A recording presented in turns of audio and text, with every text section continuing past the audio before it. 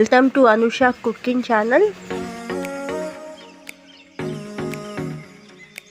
Friends, ఈరోజు నేను చేయబోతున్న రెసిపీ వచ్చి వేసిన చాయ్ పచ్చడి. అందరికి తెలిసే ఉంటుంది, కానీ ఈ 9 ఇంగ్రీడియంట్స్లో ఎలా చేసుకోవాలో ఒక్కసారి చూడండి. చాలా బాగుంటుంది, చాలా రుచికరంగా ఉంటుంది.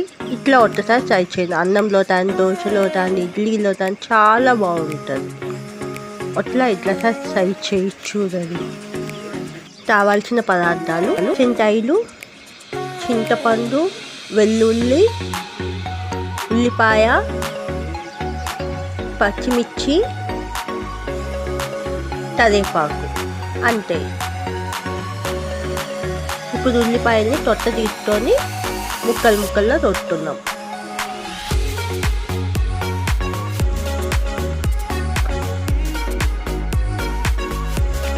ఇప్పుడు పచ్చిమిర్చితో 2 ముక్కల్లో కొట్టుకున్నాం.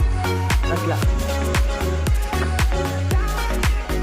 కారం ఎక్కువ తినేవాడిని అయితే ఎక్కువ వేసుకోండి, తక్కువ తినేవాడిని అయితే తక్కువ వేసుకోండి.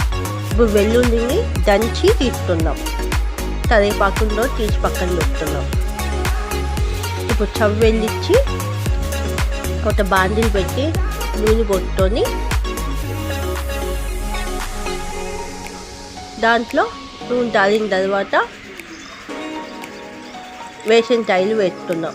వేసంకాయ, వేసంకాయ, పచ్చిమిర్చి, ఉల్లిపాయ, వెల్లుల్లి, చింతపండు అన్నీ వేసి బాగా అది ఉడికేంతగా వేపుతున్నాం.